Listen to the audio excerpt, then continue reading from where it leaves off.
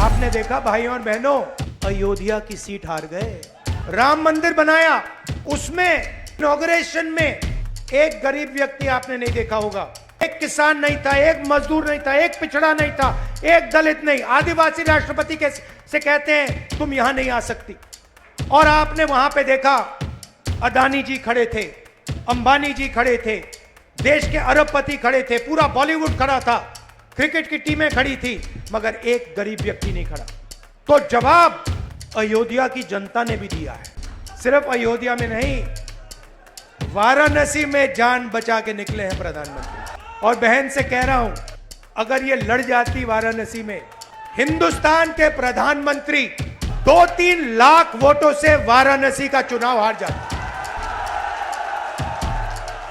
मैं ये बात अहंकार से नहीं कह रहा हूं, मैं ये इसलिए कह रहा हूं क्योंकि हिंदुस्तान के प्रधानमंत्री को हिंदुस्तान की जनता ने मैसेज दिया है, ये आपकी जो राजनीति है हमें अच्छी नहीं लगी, हम इसके खिलाफ हैं, हम नफरत के खिलाफ हैं, हम हिंसा के खिलाफ हैं, हम मोहब्बत का देश चाहते हैं, हम प्रगति चाहते हैं। देश की आत्मा को समझ आ गया कि नरेंद्र मोदी जी, अमित शाह जी हिंदुस्तान के संविधान को खत्म करने की कोशिश कर रहे हैं। जो हिंदुस्तान की नींव है उससे वो खिलवाड़ कर रहे हैं, इसीलिए पूरा देश एक साथ खड़ा हो गया। दूसरी बात,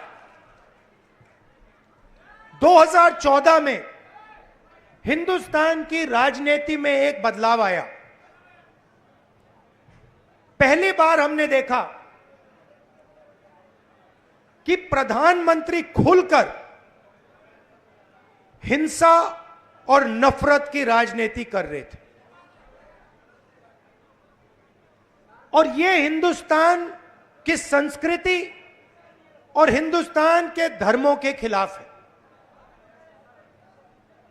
और रास्ता मैं बताना चाहता हूं, और मुझे बहुत गर्व है कि रास्ता रायबरेली, अमेठी और उत्तर प्रदेश ने दिखाया है।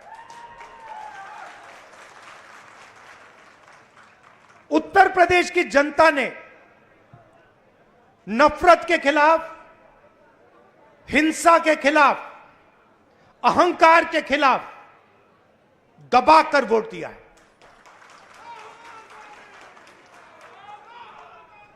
दो 2014 में राजनीति एक और तरह बदली।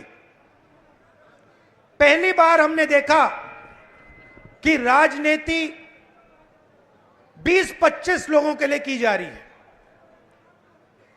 जनता के बीच में नफरत फैलाते हैं और फिर पूरा का पूरा फायदा 2-3 अरबपतियों को पकड़ा देते हैं। तो वोट किसान ने दिया, मजदूर ने दिया, बेरोजगार युवा ने दिया, माताओं बहनों ने दिया, सबने मिलकर इस राजनीति के खिलाफ वोट दिया है। अब हमारे ऊपर एक बहुत बड़ी जिम्मेदारी पड़ती है। सबसे पहले कांग्रेस पार्टी के नेता, कार्यकर्ता, एमएलए, एमपी जो भी हैं, अहंकार के शिकार नहीं होंगे।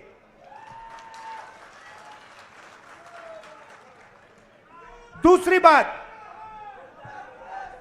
आप सोचिए, हमारा पारिवारिक रिश्ता है। राजनीति में सबसे पुराना रिश्ता आपके और हमारे बीच में है।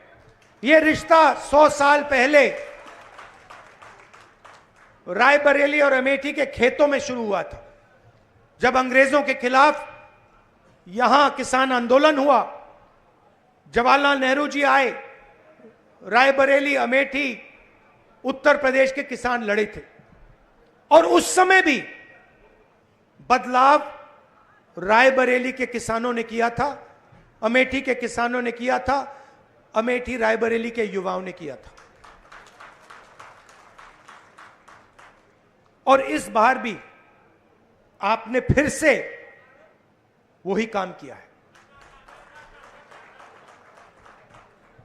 किशोरी शर्मा जी को अमेठी में, मुझे यहां रायबरेली में, उत्तर प्रदेश में इंडिया गठबंधन और कांग्रेस पार्टी के सांसदों को आप लोगों ने जिताया है। माहौल आपने बनाया है, पूरे देश में माहौल आपने बनाया है।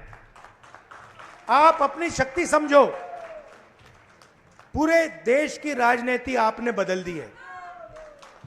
आपने देखा होगा, पहले नरेंद्र मोदी जी कह रहे थे मैं नहीं हूं, भगवान मुझे ऑर्डर देते हैं, मैं काम नहीं करता, भगवान मुझे ऑर्डर देते हैं, मैं करता हूं। पता नहीं कैसे भगवान है उनके, 24 घंटा अदानी जी और अंबानी जी की मदद करवाते हैं। मगर आपने फोटो देखी होगी कि नरेंद्र मोदी जी संविधान को ऐसे पकड़े थे, यूं कर रहे थे ना, देखा आपने? यह आपका काम था, यह आपने करवाया है। देश के प्रधानमंत्री को आपने मैसेज भेजा है कि संविधान को आपने छुआ तो देखो हम आपके साथ क्या करते हैं।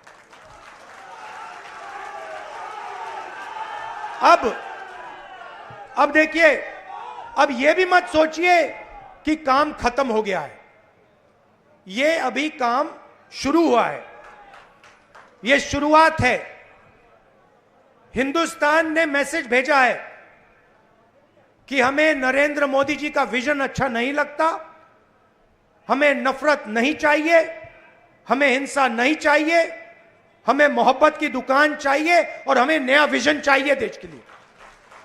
और अगर देश को नया विजन देना है तो भाइयों और बहनों, उत्तर प्रदेश से ही देना होगा।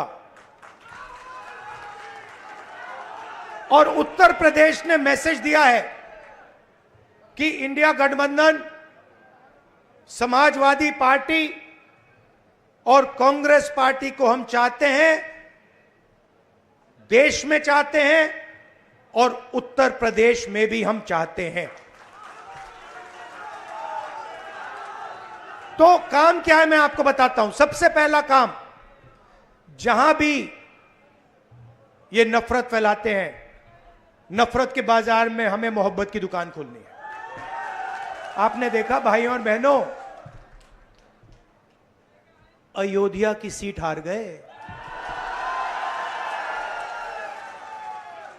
राम मंदिर बनाया, उसमें इनॉग्रेशन में एक गरीब व्यक्ति आपने नहीं देखा होगा, एक किसान नहीं था, एक मजदूर नहीं था, एक पिछड़ा नहीं था, एक दलित नहीं, आदिवासी राष्ट्रपति से कहते हैं तुम यहां नहीं आ सकती। और आपने वहां पे देखा अदानी जी खड़े थे, अंबानी जी खड़े थे, देश के अरबपति खड़े थे, पूरा बॉलीवुड खड़ा था, क्रिकेट की टीमें खड़ी थी, मगर एक गरीब व्यक्ति नहीं खड़ा। तो जवाब अयोध्या की जनता ने भी दिया है। और सिर्फ अयोध्या में नहीं भाइयों और बहनों, सिर्फ अयोध्या में नहीं, वाराणसी में जान बचा के निकले हैं प्रधानमंत्री। और मैं आपको कहता हूं और बहन से कह रहा हूं, अगर ये लड़ जाती वाराणसी में, अगर ये लड़ गई होती तो आज हिंदुस्तान के प्रधानमंत्री 2-3 लाख वोटों से वाराणसी का चुनाव हार जाते।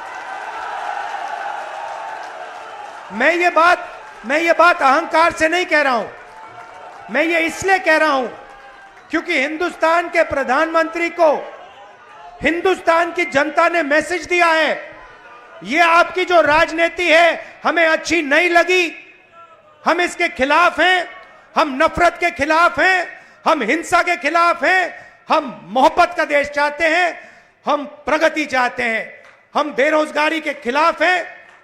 आपने 10 साल इस देश में बेरोजगारी फैलाई, नफरत फैलाई, हिंसा फैलाई और हिंदुस्तान की जनता ने हिंदुस्तान के प्रधानमंत्री को जवाब दिया है।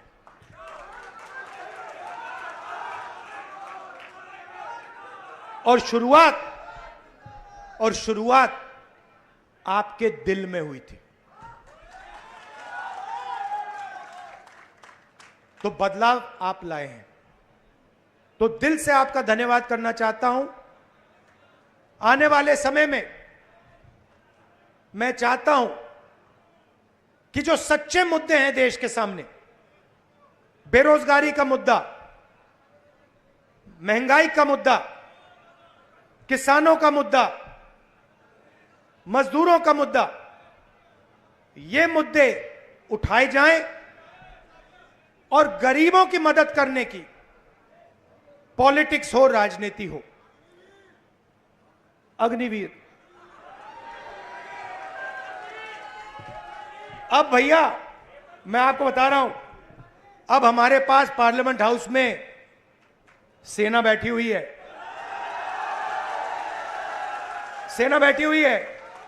इस बार हमारी पूरी कोशिश होगी, ऑपोजिशन में बैठे हैं मगर अग्निवीर को ऑपोजिशन में रद्द करने की कोशिश करेंगे। तो आपने हमें इतनी शक्ति दी और ये सिर्फ आपने राजनीतिक डिसीजन नहीं लिया है, ये आपने जो वोट दिया है और रायबरेली के हर एक व्यक्ति ने जो दिया है, ये राजनीतिक डिसीजन नहीं था, ये मोहब्बत का डिसीजन था और इस बात को मैं जिंदगी भर नहीं भूलने वाला हूं। अमेठी की जनता से भी कहना चाहता हूं, मैं रायबरेली का सांसद हूं मगर जो मैंने आपसे कहा था, जो भी रायबरेली में होगा वो अमेठी में भी होगा। तो आप सबको मैं दिल से धन्यवाद करना चाहता हूं। आपने हिंदुस्तान की राजनीति बदल दी, आपने प्रधानमंत्री को ऐसे करवा दिया और आपने पूरे देश को मैसेज दिया कि हम नफरत के खिलाफ हैं, मोहब्बत की दुकान खोलेंगे और देश की राजनीति बदलेंगे।